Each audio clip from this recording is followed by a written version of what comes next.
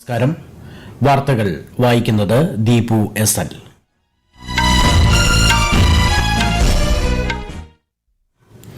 പ്രധാന വാർത്തകൾ. സ്വാതന്ത്ര്യദിനത്തെ വരവേൽക്കാനൊരുങ്ങി രാജ്യം.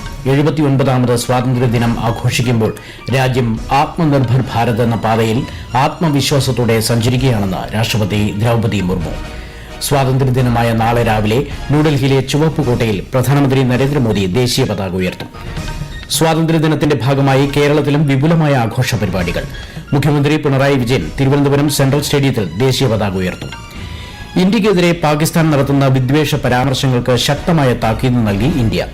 അടുത്ത വർഷത്തെ ഹജ്ജ് തീർത്ഥാടനത്തിനുള്ള നറുക്കെടുപ്പ് പൂർത്തിയായി. കേരളത്തിൽ നിന്ന് 8530 പേർക്ക് അവസരം.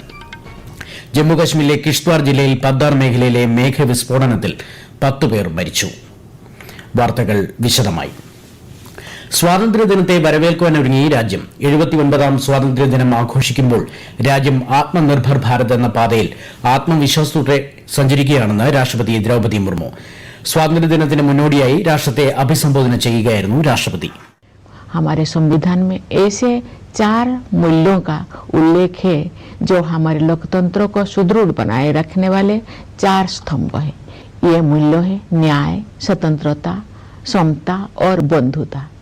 ये हमारी सभ्यता के ऐसे सिद्धांत है जिन्हें हमने स्वाधीनता संग्राम के दौरान पुनः जीवंत बनाया है. ലോകം ഡിജിറ്റൽ യുഗത്തിലൂടെ സഞ്ചരിക്കുമ്പോൾ ഈ മേഖലയിൽ ഇന്ത്യ വലിയ മുന്നേറ്റം നടത്തിയതായി രാഷ്ട്രപതി പറഞ്ഞു. എല്ലാ വിഭാഗം ജനങ്ങളെയും ഒന്നിച്ചു കൊണ്ടുപോകാനും എല്ലാവരുടെയും വികസനം ഉറപ്പുവരുത്താനും സാധിച്ചു. ഭീകരവാദത്തോട് ഇന്ത്യയുടെ സന്ധിയില്ലാ നയം ഓപ്പറേഷൻ സിന്ദൂറിലൂടെ ലോകം മുഴുവൻ കണ്ടെന്നും രാഷ്ട്രപതി വ്യക്തമാക്കി.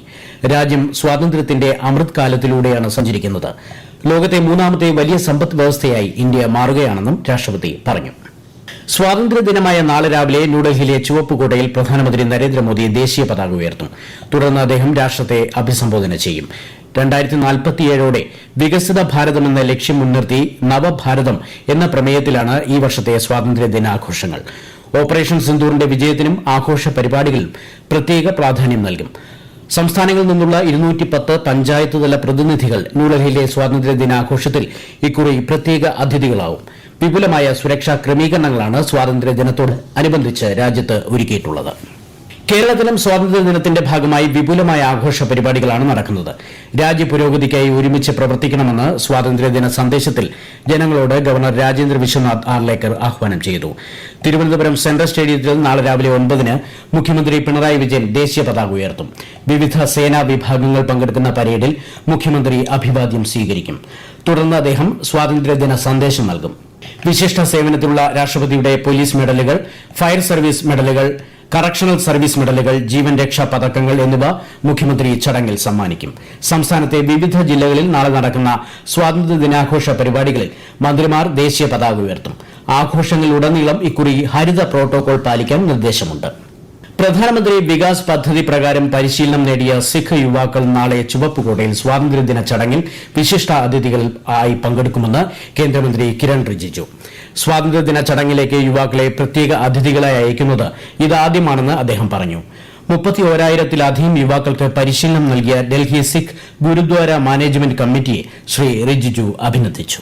स्वतंत्र दिवस मनाने से पहले आज मिनिस्ट्री ऑफ माइनॉरिटी अफेयर्स ने सिख कौम के युवाओं के साथ इंटरेक्शन कार्यक्रम बनाया है.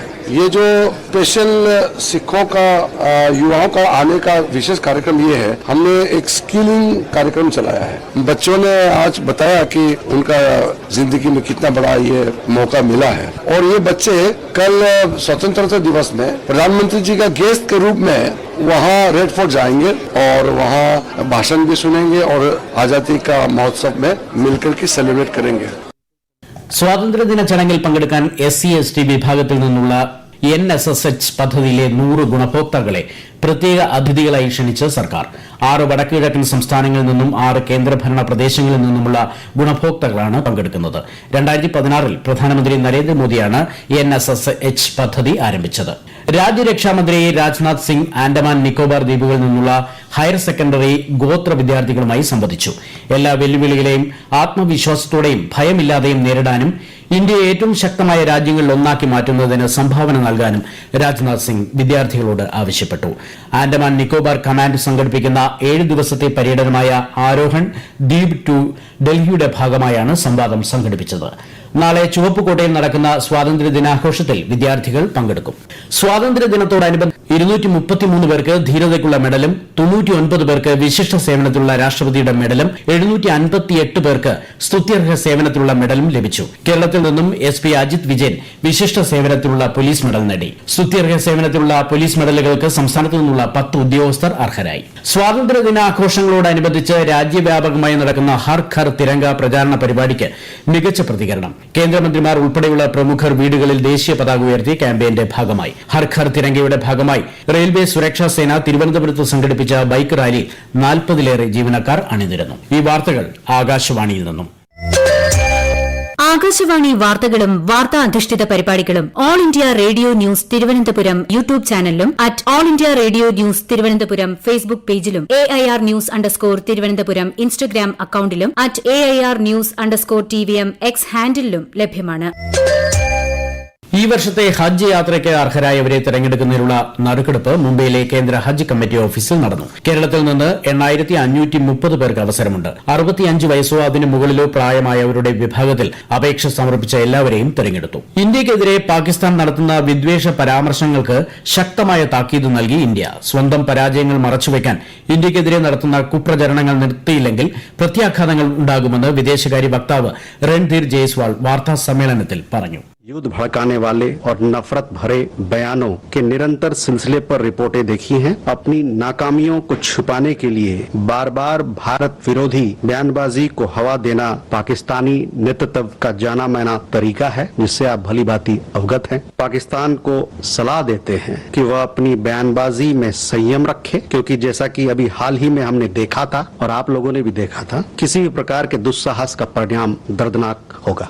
അയർലൻഡിൽ ഇന്ത്യൻ പൌരന്മാർക്കെതിരെ ഉണ്ടായ അക്രമ സംഭവങ്ങൾ സംബന്ധിച്ച് ഐറിഷ് അധികൃതരോട് ആശങ്ക ഉന്നയിച്ചിട്ടുണ്ടെന്നും വിദേശകാര്യ വക്താവ് അറിയിച്ചു. സംഭവത്തെ അയർലൻഡ് പ്രസിഡന്റും ഉപപ്രധാനമന്ത്രിയും അപലപിച്ചിരുന്നു. ജമ്മു കാശ്മീരിലെ കിഷ്ത്വാർ ജില്ലയിൽ പദ്ദാർ മേഖലയിലെ മേഘവിസ്ഫോടനത്തിൽ 10 പേർ മരിച്ചു. ചോസിദി ഗ്രാമത്തിലാണ് മേഘവിസ്ഫോടനമുണ്ടായത്. ആഭ്യന്തരമന്ത്രി അമിത്ഷാ ജമ്മുകാശ്മീർ ലഫ്റ്റനന്റ് ഗവർണർ മനോജ് സിൻഹയുമായും മുഖ്യമന്ത്രി ഒമർ അബ്ദുള്ളയുമായും സംസാരിച്ച് സ്ഥിതിഗതികൾ വിലയിരുത്തി. സ്ഥലത്ത് NDRF, SDRF സംഘങ്ങളുടെ നേതൃത്വത്തിൽ രക്ഷാപ്രവർത്തനം പുരോഗമിക്കുകയാണ്. ബീഹാർ കരട് വോട്ടർ പട്ടികയിൽ നിന്നും ഒഴിവാക്കിയ വോട്ടർമാരുടെ വിവരങ്ങൾ വെബ്സൈറ്റിൽ പ്രസിദ്ധീകരിക്കാൻ തെരഞ്ഞെടുപ്പ് കമ്മീഷന് നിർദ്ദേശം നൽകി സുപ്രീംകോടതി. തീവ്ര വോട്ടർ പട്ടിക പരിഷ്കരണത്തിന്റെ ഭാഗമായി നീക്കം ചെയ്ത 65 ലക്ഷം വോട്ടർമാരുടെ വിവരങ്ങൾ ജില്ലാടിസ്ഥാനത്തിൽ പ്രസിദ്ധീകരിക്കാനാണ് കോടതി ഇടക്കാല ഉത്തരവിൽ വ്യക്തമാക്കിയിരിക്കുന്നത്. ഒഴിവാക്കാനുള്ള കാരണവും വ്യക്തമാക്കണമെന്ന് ജസ്റ്റിസുമാരായ സൂര്യകാന്ത്, ജയ്മാല്യ ബാഗ്ചി എന്നിവർ ഉൾപ്പെട്ട 2-അംഗ ബെഞ്ച് ഉത്തരവിൽ വ്യക്തമാക്കി. സംസ്ഥാനത്ത് അടുത്ത 5 ദിവസം മഴയ്ക്ക് സാധ്യതയെന്ന് കേന്ദ്ര കാലാവസ്ഥാ വകുപ്പ്. എറണാകുളം, തൃശൂർ, മലപ്പുറം, കോഴിക്കോട്, കണ്ണൂർ, കാസർഗോഡ് ജില്ലകളിൽ ഇന്ന് മഞ്ഞ ജാഗ്രത പ്രഖ്യാപിച്ചു. എറണാകുളം, തൃശൂർ, മലപ്പുറം, കോഴിക്കോട് ജില്ലകളിൽ നാളെയും മഞ്ഞ ജാഗ്രതയായിരിക്കും. കേരളം, കർണാടക, ലക്ഷദ്വീപ് തീരങ്ങളിൽ മത്സ്യബന്ധനത്തിന് വിലക്ക് ഏർപ്പെടുത്തിയിട്ടുണ്ട്. വൃഷ്ടിപ്രദേശത്ത് മഴ തുടരുന്ന സാഹചര്യത്തിൽ പത്തനംതിട്ടയിൽ മൂഴിയാർ ഡാമിന്റെ 3 ഷട്ടറുകളിൽ 2ാമത്തെ ഷട്ടർ 10 സെന്റിമീറ്റർ ഉയർത്തി ജലം പുറത്തേക്ക് ഒഴുക്കി തുടങ്ങി. ഇതുമൂലം ആങ്ങാമൊഴി, സീതത്തോട് തുടങ്ങിയ സ്ഥലങ്ങളിൽ നദിയുടെ ഇരുകരകളിലും താമസിക്കുന്നവർ ജാഗ്രത പുലർത്തണമെന്നും ജില്ലാ കളക്ടർ അറിയിച്ചു. പ്രധാന വാർത്തകൾ വീണ്ടും. സ്വാതന്ത്ര്യദിനത്തെ വരവേൽക്കാനൊരുങ്ങി രാജ്യം. 79ാമത് സ്വാതന്ത്ര്യദിനം ആഘോഷിക്കുമ്പോൾ രാജ്യം ആത്മനിർഭർ ഭാരത് എന്ന പാതയിൽ ആത്മവിശ്വാസത്തോടെ സഞ്ചരിക്കുകയാണെന്ന് രാഷ്ട്രപതി ദ്രൌപദി മുർമു. സ്വാതന്ത്ര്യദിനമായ നാളെ രാവിലെ ന്യൂഡൽഹിയിലെ ചുവപ്പുകോട്ടയിൽ പ്രധാനമന്ത്രി നരേന്ദ്രമോദി ദേശീയ പതാക ഉയർത്തും. സ്വാതന്ത്ര്യദിനത്തിന്റെ ഭാഗമായി കേരളത്തിലും വിപുലമായ ആഘോഷ പരിപാടികൾ. മുഖ്യമന്ത്രി പിണറായി വിജയൻ തിരുവനന്തപുരം സെൻട്രൽ സ്റ്റേഡിയത്തിൽ ദേശീയ പതാക ഉയർത്തും. ഇന്ത്യയ്ക്കെതിരെ പാകിസ്ഥാൻ നടത്തുന്ന വിദ്വേഷ പരാമർശങ്ങൾക്ക് ശക്തമായ താക്കീത് നൽകി ഇന്ത്യ. അടുത്ത വർഷത്തെ ഹജ്ജ് തീർത്ഥാടനത്തിനുള്ള നറുക്കെടുപ്പ് പൂർത്തിയായി. കേരളത്തിൽ നിന്നും 8530 പേർക്ക് അവസരം. ജമ്മുകാശ്മീരിലെ കിഷ്ത്വാർ ജില്ലയിൽ പദ്ദാർ മേഖലയിലെ മേഘവിസ്ഫോടനത്തിൽ 10 പേർ മരിച്ചു. വാർത്തകൾ കഴിഞ്ഞു. അടുത്ത വാർത്താ പ്രക്ഷേപണം 8:35-ന്.